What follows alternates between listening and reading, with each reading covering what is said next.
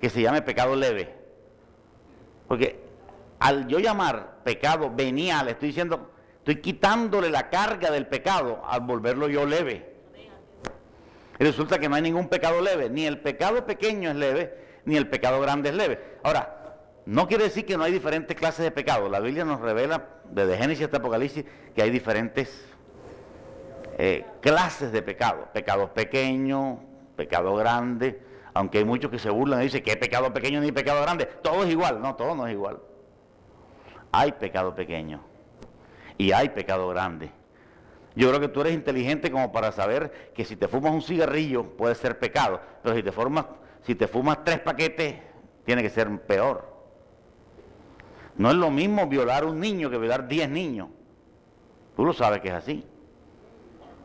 No es lo mismo matar a una persona en defensa propia que matar 50 sin defensa propia.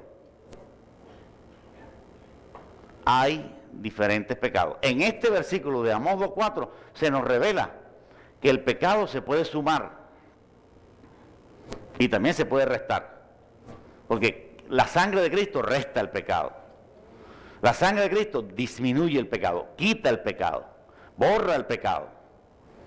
En Amós 2:4 dice, por 3 pecados de Judá y por el 4º no revocaré su castigo. Ahora, esto no quiere decir que nada más puedes pecar 3 veces y que la 4ª vez ya no puedes pecar más. Pero lo que quiere decir es que Dios está sumando el pecado. Dios suma el pecado. Dios aguanta hasta donde su paciencia le haga esperar. Pero donde ya Dios se canse del pecado y ya son demasiado pecados, hasta ahí llega la paciencia de Dios, se agota la paciencia de Dios, aleluya. Eso es lo que trata de enseñarnos el Espíritu Santo en Amós 2:4. Dice, por 3 pecados de Judá, los judíos, y por el 4º no revocaré su castigo, prenderé fuego. Y así fue. La ciudad de Jerusalén fue prendida en fuego. Año 586 antes de Cristo. El rey Nabucodonosor arrasó la ciudad porque Dios no tolera el pecado. Nosotros sí cogemos a nuestro hijo y entonces el pecado lo transformamos en otra cosa. El pecado se llama pecado, cométalo quien lo cometa. No importa si es el papa, el obispo, el arzobispo o cualquiera que lo cometa, cualquier miembro común, es pecado. El pecado es ofender la ley de Dios. Es errar en el blanco. Es violar una ley establecida divina. Esa ley que está en nuestros corazones, la gente sabe lo que es pecado.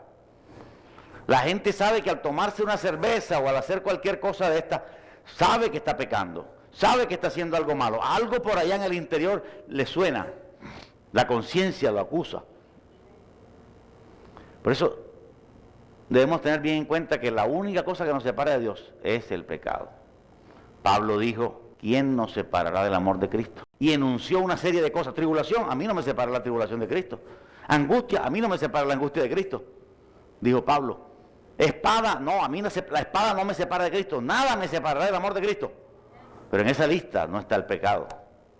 Porque Pablo explica en todas sus cartas que el pecado nos separa de Dios. No importa si tú eres cristiano, si vas a la iglesia, si eres amigo de todos los cristianos de Barranquilla, si conoces todas las iglesias de la ciudad.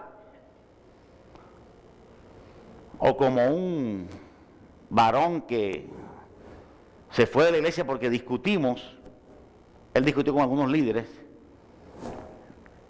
sobre que él decía que él podía tener relaciones sexuales con una muchacha porque él lo hacía por amor. Le dijimos, no, eso es pecado.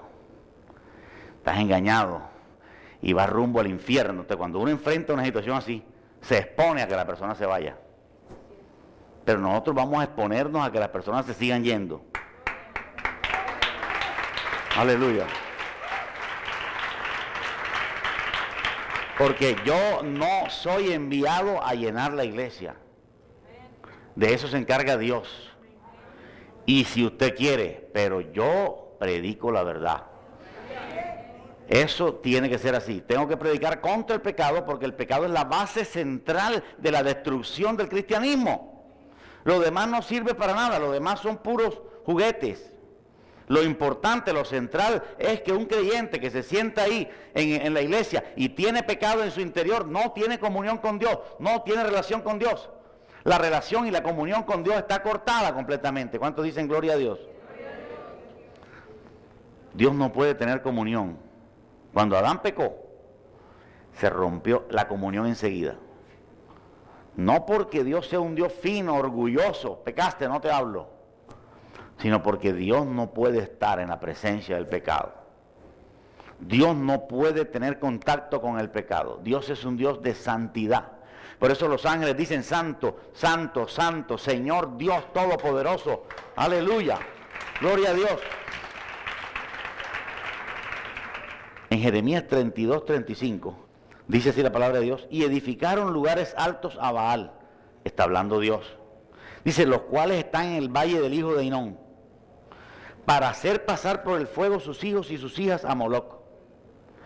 Dice Dios: lo cual no les mandé, ni me vino al pensamiento que hiciesen esta abominación para hacer pecar a Judá. O sea, a Dios ni se le pasó por la cabeza que ellos podían pecar de esa forma tan negra. Dios nos habla una y otra vez cuánto odia el pecado.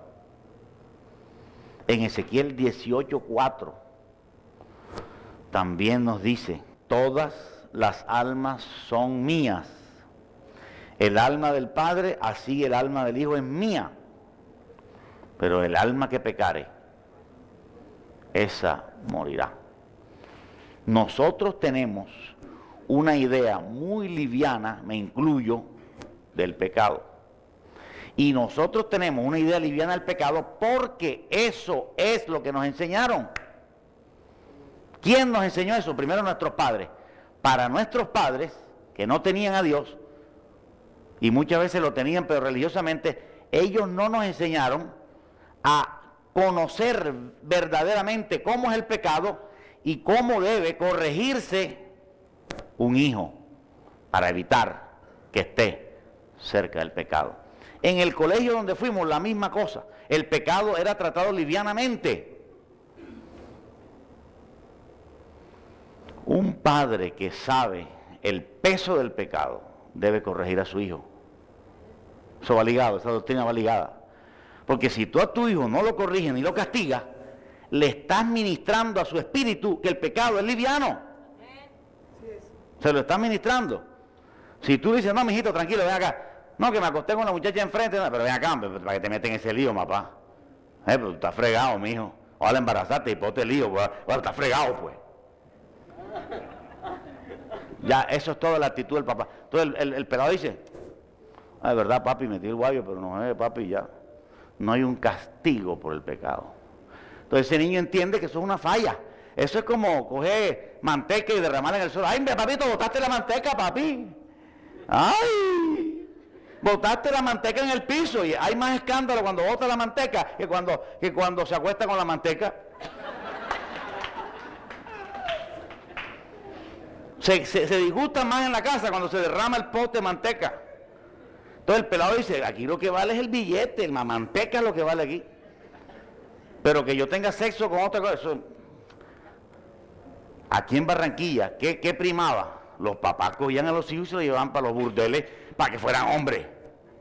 Y le estoy hablando a esos hombres que hicieron eso. Arrepiéntete porque vas a ir al infierno por condenar a tu hijo a ese pecado asqueroso. Aleluya.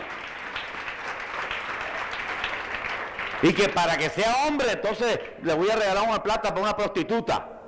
Ahí no va a ser un hombre, es lo que va a ser una bestia. Eso no es ser hombre. Hombre es ser lo que hizo Cristo. Lo que hizo Cristo es ser hombre. Esos violadores son cobardes. Los adúlteros son cobardes, andan escondidos todo el día. Mentirosos. Gloria a Dios. Así que usted no se dé